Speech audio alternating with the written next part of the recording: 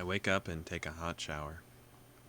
Back in my room, the first thing I see is a familiar row of medication bottles lined up on top of my dresser. Makes me feel depressed as usual. Here we go with Kenji. Huge conversation. Oh, this is lunch with Emmy and Rin. This time, maybe there's something different? Because we're, chilling with Rin now? Maybe not. I guess not. It's fine. We take these. I don't know, I'm talking weird. I'm sorry. I'm very tired. I haven't slept in a while. It's okay. And now we're going to the grocery store with Rin. Or walking back from the grocery store with Rin. It's kind of weird. I thought that there was a lot more stuff. Anyway.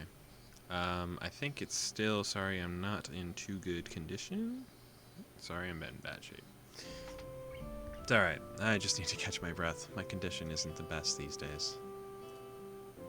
You've already been through this whole rigmarole. Yeah. So I guess we're basically there already. Was that fun for you? Got a little extra conversation or two? After about... Let's wait for the bell. We always wait for the bell. Take a sip. That's how it works. After about 10 minutes of restlessly shuffling in her seat trying to read, Hanako closes her book and leaves too. As should I, since the assignment is all but finished and there's nothing else to do in the classroom. Not that I have anything to do anywhere else either. The school is a beehive of activity, and nobody pays me any heed. I saunter past classrooms filled with students frantically doing this and that, buzzing around like worker bees. You wouldn't guess the school day is over. Did you know that only female bees leave the hive? I didn't know that until, senior year of high school. That's a weird thing. I think that's correct. I hope I didn't just make a dumb fact and sound like an idiot. I'm pretty sure only female bees leave the hive while the men bees work on the hive. Anyway, it's a bit quieter outside, but not by much. People zip by, left and right, hurrying as quickly as they can, busy and energetic. I feel the opposite. The midday sun seems to be draining all the spirit out of my body, making it limp. Warm, soft air flows through my shirt, feeling like a cushion. I yawn lazily, thinking about what I'd do. I drop off my books at the dorms first, then something I haven't decided yet. Maybe Kenji's in his room. On the way to the dorms, I spot Emmy coming my way, running despite not having those weird prosthetics on. What else does she have? What? I wave at her and she skids to a stop. Yo, Hisao! Spatters of white and green paint adorn her nose and chin respectively. Her smile is wide and as it seems as it always is. She's really cute. She leans closer to me, amplifying the feeling she's examining me. What you doing? Nothing, really. I don't have anything to do for the festival, and everyone seems to be doing something important. That's perfect.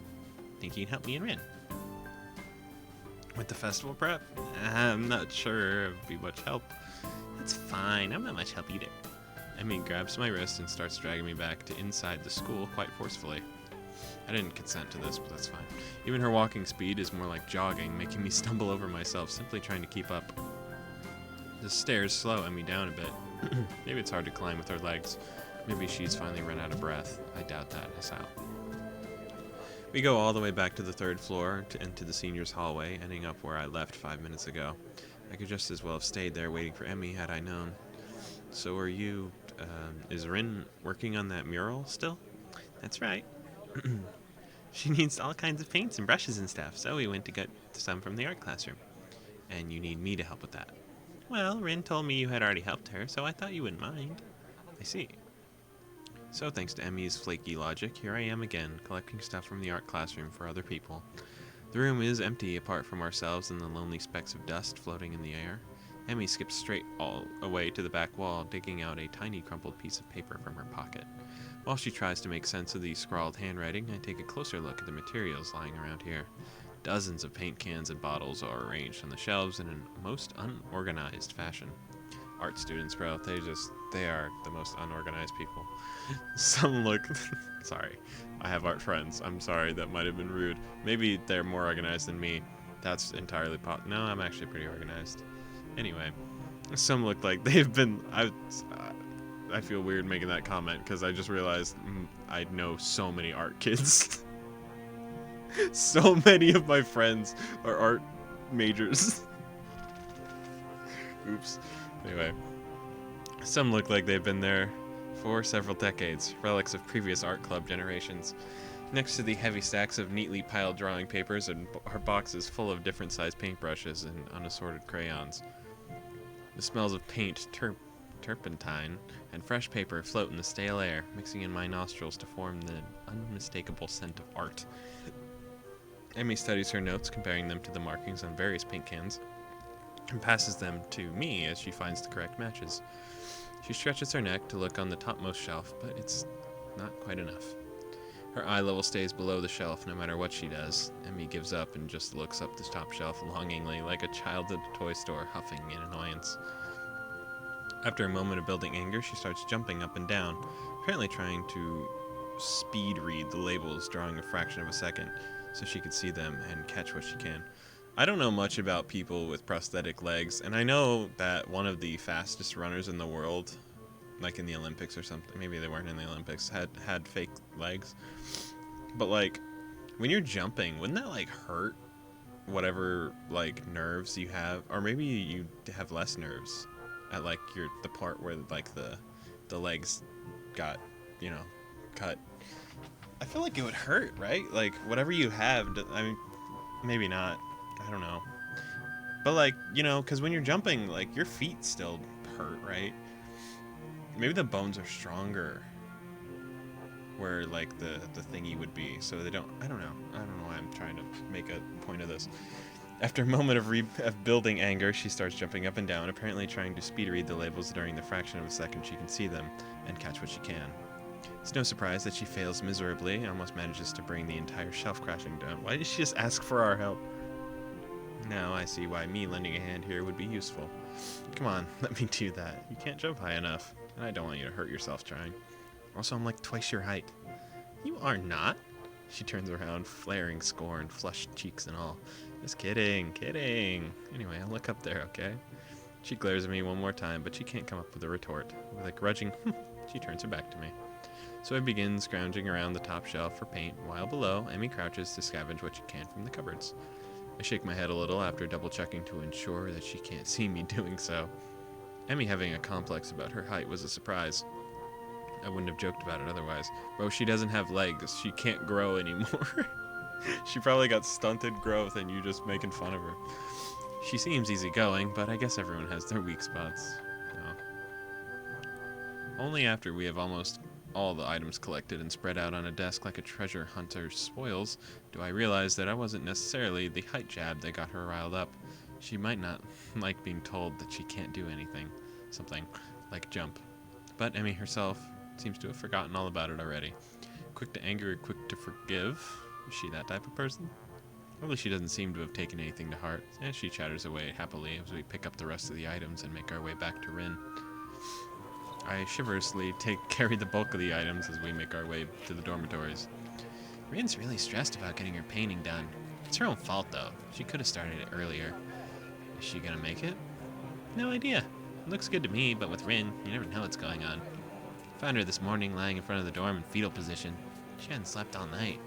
Can't believe the night nurses hadn't found her. Now she's painting again like crazy. Yeah, I've noticed she comes off kind of unhinged, so to speak. Emmy giggles at that, as well as my likely too obvious awkwardness. I don't mind it. She's just a little weird sometimes. On that, I can agree with her. Unlike me, Emmy seems to be cool with Rin's whatever it is that feels so off about her. Still, they don't feel like close like Misha and Shizune do, with them working as a single entity sometimes. Well, yeah, they have to. These two don't have to, you know? Misha and Shizune are practically like one hive mind. It's hard to say where one ends and the other begins, even though they're so different, just like Emmy and Rin are. And Rin is the most different from all of them. Different from anyone else I've met. Yeah, I guess she's a very unique person. I return to that word again, as if it encompasses Rin's personality by itself, but really it's just a substitute for a lengthy description of her oddities. Emmy giggles as I grasp around for a properly descriptive word. She's just weird. You know, earlier she just spent half an hour sitting on her box. She stares at her toes. She giggles again in a way that makes me think she doesn't know what's funny about it. Just is. All that time. The working area is a mess, but the mural itself has taken over even more of the wall since I last saw it. The disfigured human figures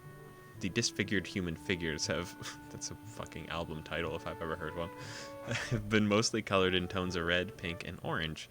Weird imaginary things populating the spaces between them. It looks nice. I can't think of any other word that would describe the work concisely and comprehensively, so I settle myself on a nondescript nice. Nice.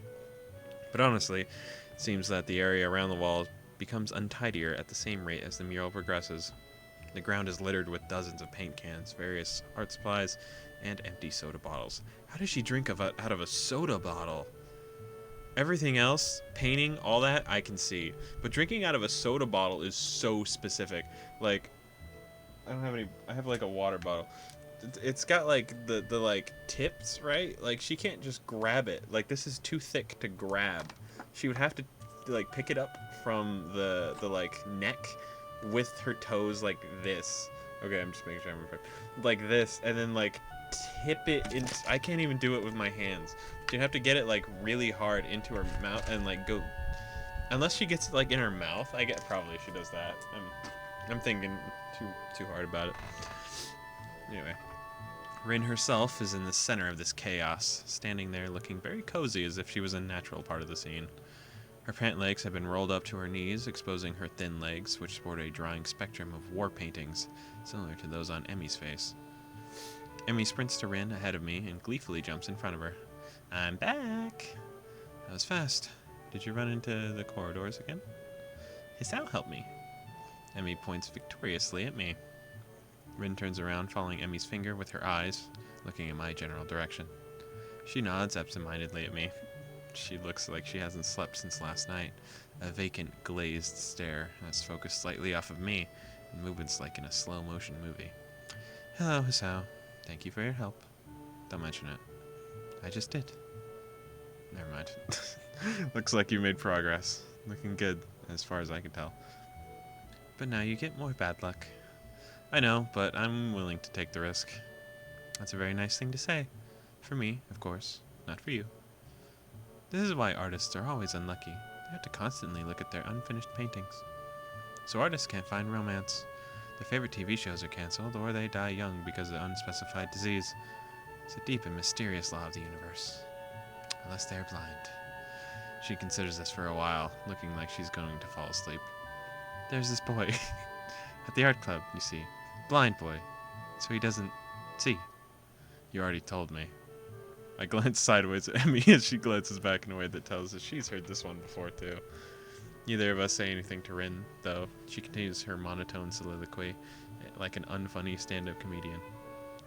He should become an artist. No bad luck, guaranteed. Don't you think that would be a good idea? That only blind people should become artists? No, not as such. You might have a point. Abandoning this train of thought, she turns again to consider her work and starts humming a tune that I think I recognize but can't remember the name of. Emmy arranges the supplies we brought and moves a few paint cans around, trying to bring some organization to the scene. Emmy, I need the Prussian Blue paint. Which one's Prussian Blue? It's like a dark blue. It's a very pretty color. She's staring helplessly at 7 or 8 cans, each with a different tone of blue. It's the one with the Prussian Blue paint in it. Geez, Rin, you're not helping at all. I look around. I look around as well. Even though I don't know what Prussian Blue looks like either, I wonder what blue has to do with Prussia. Or even what Prussia even is. It sounds vaguely familiar, but I can't place it. It's a country, Hisao. There's a reason why it's Prussian Blue, I think. I think they, like... I read the history on it once. Prussian Blue, I think it was it the silk? I don't want to make any weird accusations. I don't know, assumptions that I don't know about. I think it was their silk or something they had was very blue. I don't know. While none of the blues look more Prussian than the others, the small print on the labels is legible enough to determine that none say anything about the contents being Prussian. There is no Prussian Blue here. Emmy heaves a sigh. I guess I have to go back and get some. I promised to help her with the class project, though, so I'll be back a bit later. Can you manage Can you manage without it for a few hours? Rin nods, so Emmy leaves. I stay because I like watching Rin paint, and because I have nothing better to do. I sit on a box and pick up today's book from my bag. It's a short story about 3 guys drinking beer for 2 weeks straight and doing nothing else. Nice. That sounds like a good 2 weeks. Rin moves in from another spot that was in need of blue and starts slowly working on another. Her foot works the brush steadily against the plastered wall, layers of paint on top of other layers of paint, and the mural slowly gains more form. I turn the pages at a leisurely pace, and in this chapter they are drinking beer at the protagonist's friend's place. In the previous ones it was at the protagonist's own apartment. It's not a page-turner kind of book, a slice of someone's imaginary life that makes me wonder why it had to be written. Why, indeed, the reason for doing so is something creative, and something incomprehensible. Like why Rin does paintings. It feels like she and Emmy are the same, going squarely against their fates as if just out of spite. Rin even said something like that. Do something you can't, just because you can. Is that what she meant? Is that her reason? Might be Emmy's. She comes off as quite a headstrong person. Rin doesn't give that kind of air. Thinking about it, she doesn't give off any kind of air. Maybe a different kind every time I talk with her. Why did she say what she had said? Why does she, or anyone at all, paint or draw or sculpt, write? I never had much of a creative impulse, so I don't think I can really understand it. It makes me feel hollow inside. What a grim thought. I can't really decide whether it's true or not either. Am I content being this way? I can't deny I'm feeling a bit envious of Rin, but I can't really consider it's a flaw of any kind. I'm myself, and she is herself. Still, I do need to find something that could make me feel a little less lost about myself, instead of just drowning myself in these books as I did in the hospital. I can't help but feel disoriented. The new school, lifestyle, and people around me contribute heavily to this sensation. I'm trying my best to fit into the existing social circles, and most people I've met have been really nice. Feels like I'm an outsider, though. Like I don't belong. I shake the feeling off, realizing that I'm spacing out. I've neither turned a page of the book, nor done anything for Rin. She's trying to pour some paint on a big can using only her feet, having not bothered to ask me. Maybe she did, and I didn't hear it. Either way, it looks very unstable. Feet. Just all feet. I quickly jump to help her. It looks like she's about to spill the entire contents of the can over the pavement. I take the can from her feet and pour some into the bowl. She doesn't say anything, and neither do I. I catch a glimpse of her eyes looking silently at me from under her unkempt bangs. It's an unreadable expression, a perfect poker face, mixed with a hint of something like a mild surprise. I wonder what she's thinking. Maybe she's wondering about what I'm thinking. Maybe nothing. Penny for your thoughts? Do you have any pennies with you? I don't think I do. Then I don't think I will tell.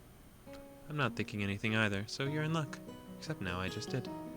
She frowns, looking very unsatisfied. It's hard not to think about anything, but it's important. I'm about to ask why it's important when some old guy walks up to us, looking like he has some business with Rin. Ah, yeah. Good afternoon. How's it going? I love this man. I can make it. Rin doesn't take her eyes off the wall and responds so naturally that I can only assume that they know each other. I haven't seen this man before, so I naturally wonder who he might be. Maybe a teacher? He is a goofy motherfucker.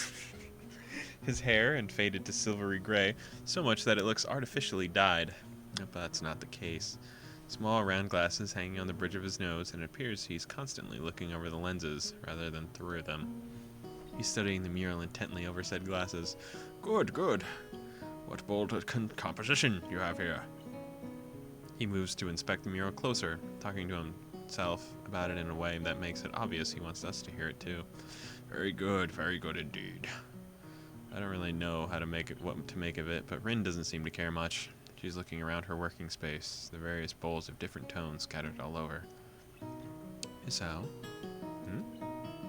A little more of this. Give me a second.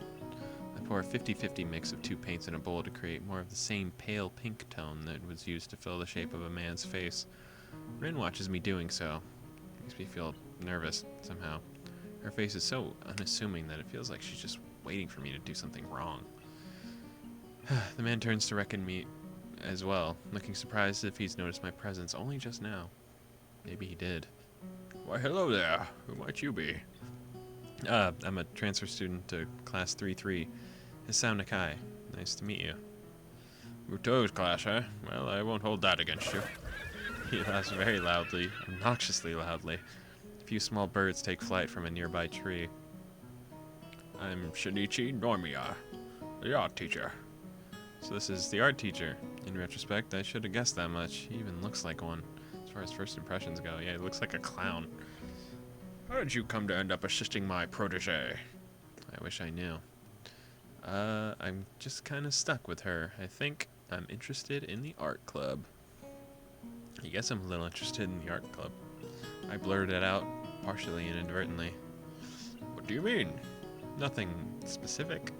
I wonder if I could come by sometime, even if it's just to observe or something. I've been thinking that I should join some club or something, so it's in no way a premeditated move, but a vague sense of determination has really been building inside me for this past week. I want to do something. I want to belong somewhere. Might as well be the art club, shortcomings notwithstanding. The teacher seems pleased. Oh, you want to join? Well, we always welcome new people, of course. Club meetings are normal enough. We study various aspects of fine arts and tried our hands at them as well. Or feet. He gives an embarrassed cough, but Rin doesn't seem to mind. I take a small amount of comfort from the fact that I'm not the only one with vocabulary difficulties in this school.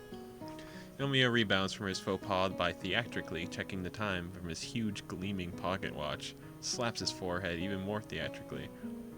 I really must take my leave now, but if you have any questions, I'm sure Chizuka can clarify. Somehow, mentioning clarify and Rin in the same sentence doesn't feel right.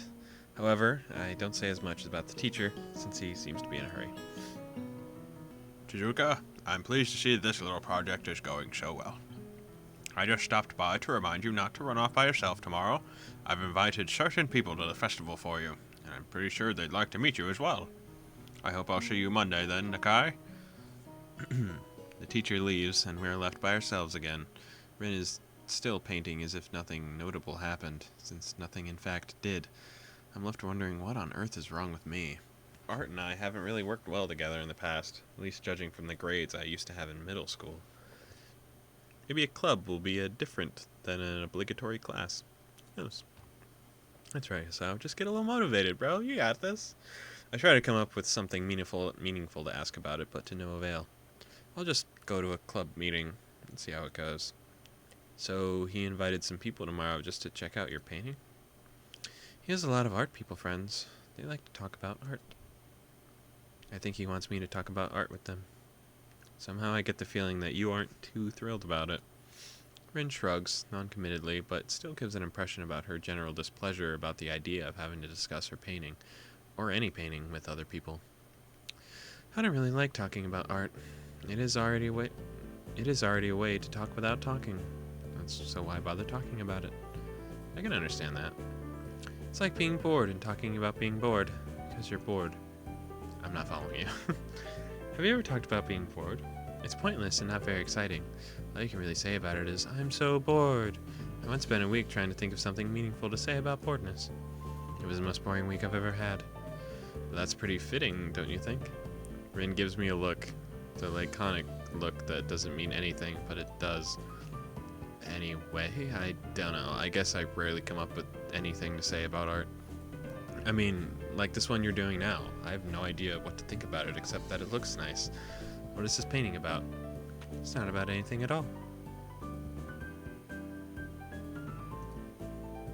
That's what I'd like to say, so I did. But that was a small lie. I said it anyway because I would like that to be true. Teacher wanted me to do this, but I didn't have any ideas. I tried to have some, but nothing happened. So, this is now a painting without any ideas. But what are you painting then? No idea. Come to think of it, I think I'll call this no idea. Now I've started thinking again. This is bad. She shakes her head vigorously for a while, trying to shake thinking out of her head. That amber-red hair flies wildly around. This is why I had Emmy help me. She makes it easy not to think about anything.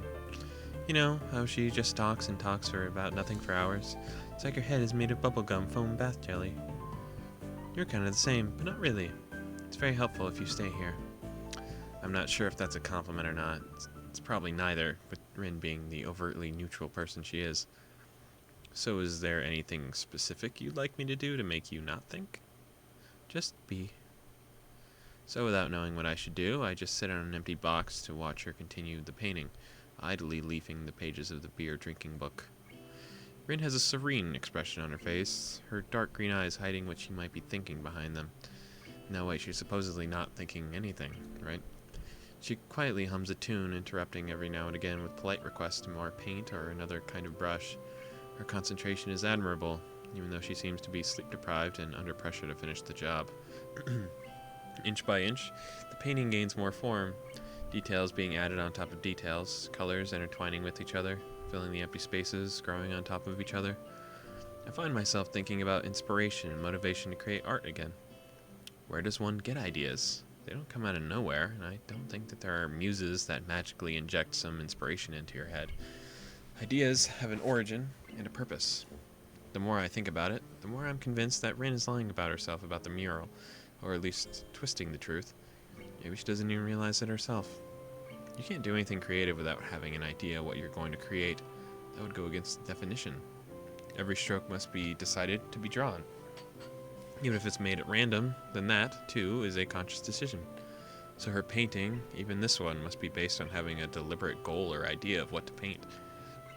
If Rin's idea is to have no idea, as she said, does that count as having an idea? A logical paradox? That seems to be Rin's modus operandi for most normal interactions. So it wouldn't surprise me if she hadn't even noticed this herself. I wonder if I should bring it up, but I'm not sure if I want to engage in an argument about logic with this girl. Yeah, that would be insane. I think, when I think she means that there's no idea, I think she means as a whole there is no idea, but there's bits and pieces of ideas. Like, if she says she wants to make a foot, she doesn't think, obviously this big foot. I don't think she's thinking how big she wants the foot. She just does a stroke and makes the foot a foot. But then, she's not thinking, I want to put a foot next to this foot.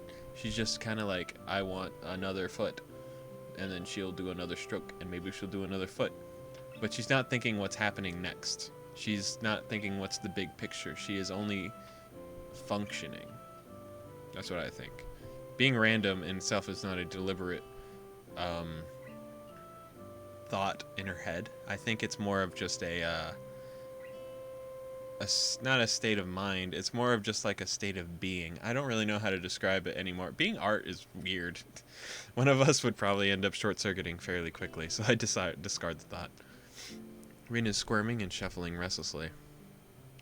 Even her usual blank visage breaks occasionally into pretty difficult-looking expressions, the kind one doesn't come up with accidentally. Everything all right?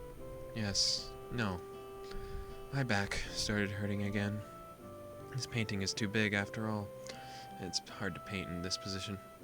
Want to take a break? After I finish this part. Of course she doesn't take a break, and I don't bring it up again because that would be completely and utterly pointless. Rin continues her work, and I stay with her. I like to watch her paint, and I'm gonna be a member of the same club she's in now. Imagine how messed up that must feel for like Shizune and Misha to be like, we want him in the student council, we're trying every single day to get him in the student council, and then he's just like, I guess I'm gonna be in the art club now on a whim. They'd probably be so pissed. When she declares the mural to be finished, it's already so dark that I have no idea how she can tell. There's no celebration, no general sense of the job well done, just a tired and laconic, I'm done, laconic. And then we both go to sleep. Nice.